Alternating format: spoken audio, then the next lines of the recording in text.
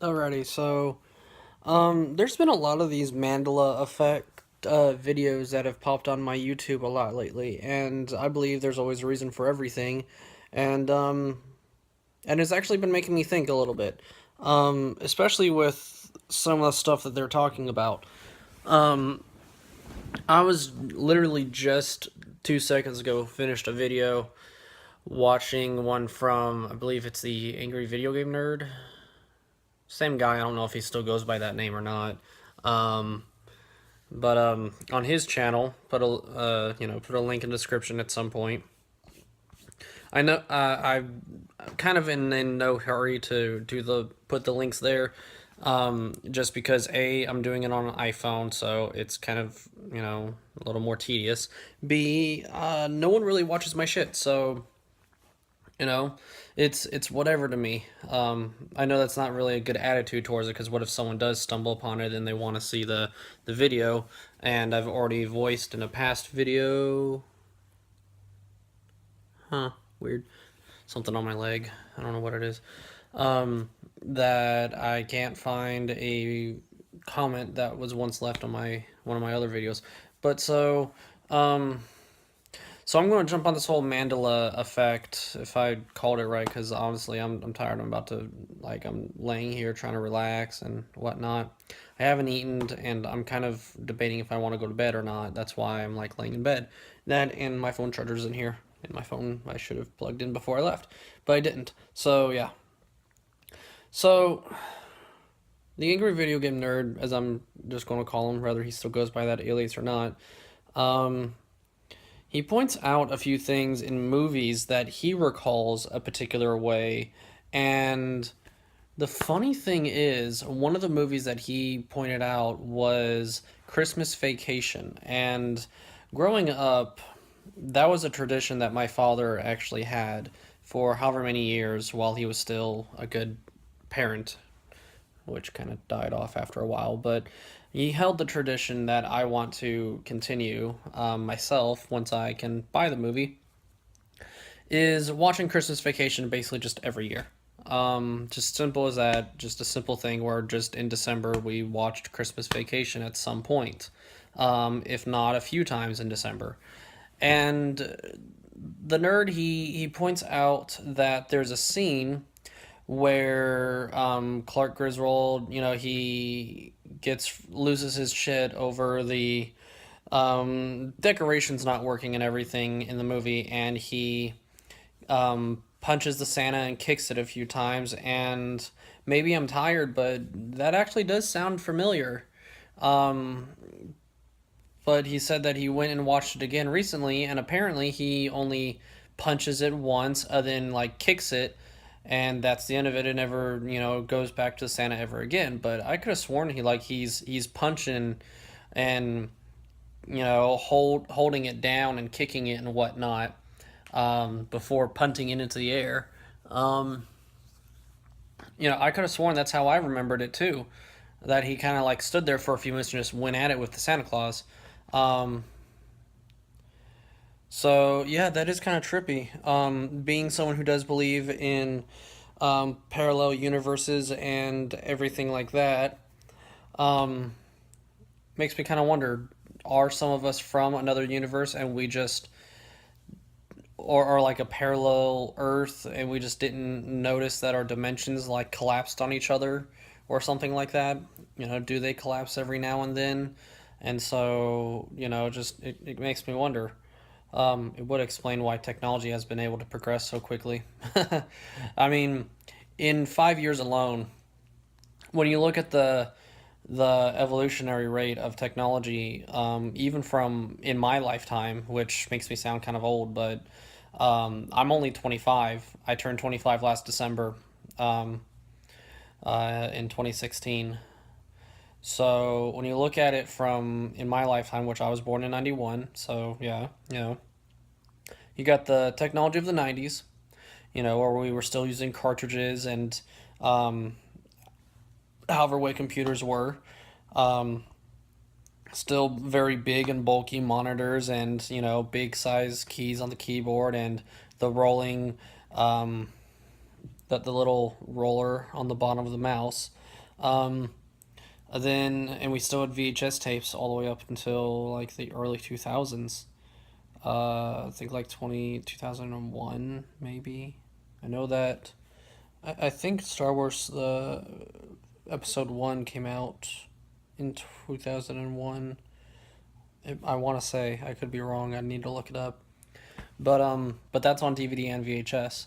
So if you get the VHS version, you actually have the original version, because in the DVD ones, they got remastered and they changed Yoda and a few other things, I think, as well. I could be wrong, but I know Yoda got changed from the puppet to the animatronic to eventually the digital version. So, um, but yeah, yeah, so ultimately, it kind of just makes you wonder, did our dimension, where we remember the Berenstain Bears being spelled completely differently, where one instance for me was where I was watching Dragon Ball GT as a child, and I actually didn't watch it on TV. I watched it on DVD. A buddy of mine had it on DVD, and we would watch it like that, if I recall. And I recall one of the fight scenes. Um, I recalled actually the show being a lot longer. Um, that could have just been my perspective, or perception. I mean, as way back when, that I thought it actually was longer, but it's a extremely short show. It's only like, I think, 60 episodes total. That's very short for any cartoon or TV show.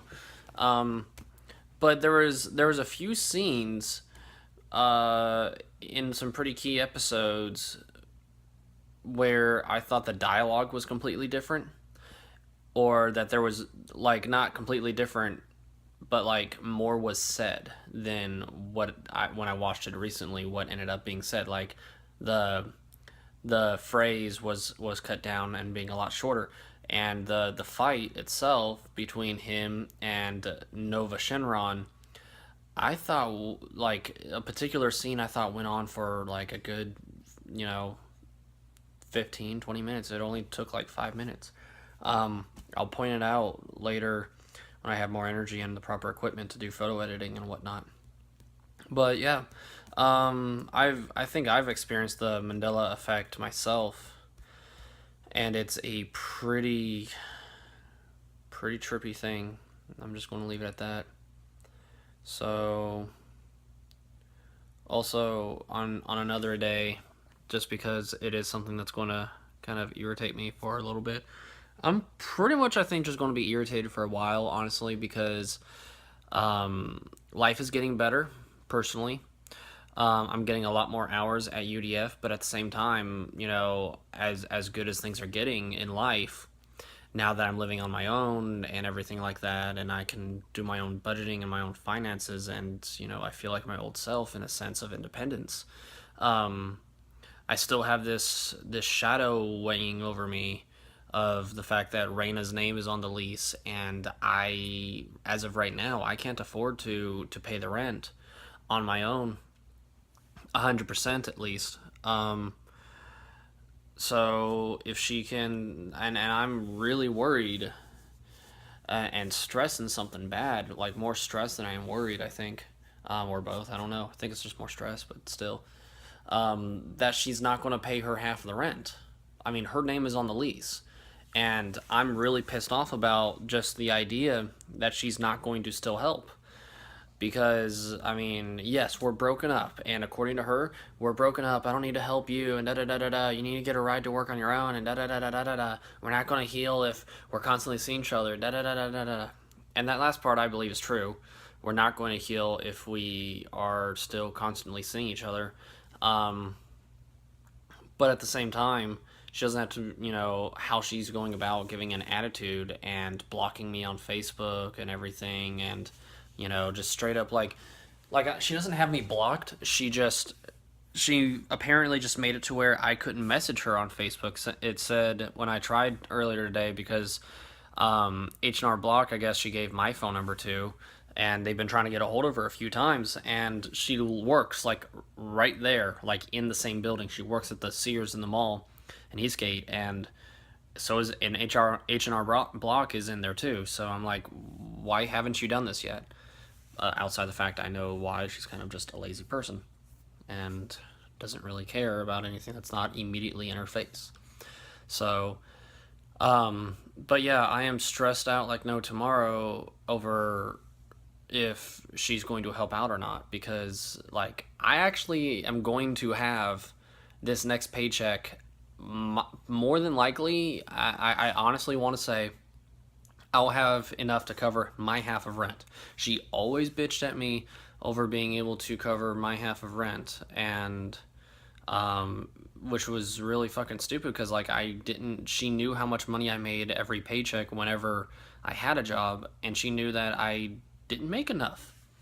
But now that I'm making enough to cover rent, I don't want to hear from her. If she wants to sit here and go, oh, well, I have rent here that I have to take care of. Oh, well, your name is not on that lease. They need to understand you are legally obligated to pay rent here first. So you can pay, like, she shouldn't have moved out. I gave her the option of, well, due to my health and my bad back, and y'all can correct me if you have a different opinion about this, but I wanted to be able to still sleep on the bed. She's like, I don't share a bed with anyone I'm not with. And I'm like, you can't have, be a little bit considerate of the fact that I need to save up money for my own bed and just let me sleep on the bed like we have for like the past year or so, whether we're together or not. And there were times that we kind of broke up for a few days, even though we still lived together. So it's like, well, whatever. But yeah, she wouldn't even, be considerate enough to let me save up money for my own bed and just let me sleep here on the bed, even though she ended up leaving it behind anyways. I'm on the bed. She left it behind when she moved, so I'm like, whatever. But excuse me.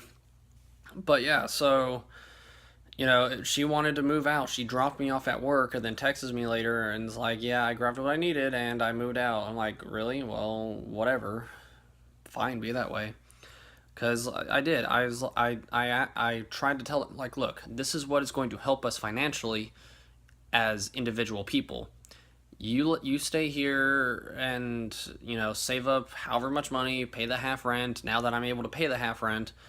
And yeah, she just up and moved. That would have been better to let me be able to, and I don't know, maybe that's selfish, but I was like, hey, let me be able to get my own bed, and let me be able to pay my half of rent, and you know, that's it. Because me and her have both looked at towards getting the other person's name taken off the lease at a different one point or another. So yeah, just like ultimately, I think it's just real shitty the fact that she's now stopping communication entirely. So she better be able to pay rent. Otherwise, honestly, I'm not happy with her as a person. She's treating me really shitty, and she's treating me honestly kind of shittier, or treating me worse than she did when we were together. And she did treat me kind of bad. When things went downhill, then she got really downhill. So yeah, I'm going to try and find a roommate, someone who I trust enough to live with me. But I need someone who can basically help pay rent and that I trust and everything. Even though their name, well, shit. I don't know if that's going to matter because if their name's not on the lease, I don't know if they could be. Well, I guess they can just pay me the money. Then, I can just put it in one, thing. But either way, it technically falls on her and me. So, I don't want to have to stress and worry and rely on her for it.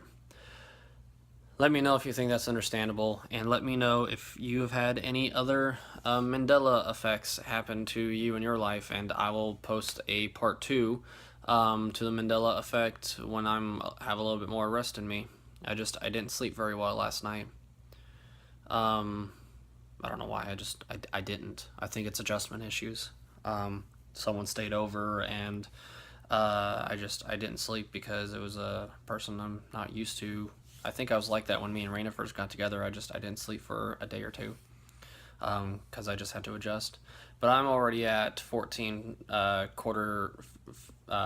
seconds till 15 minutes, so I'm going to end it here. Yeah, bye.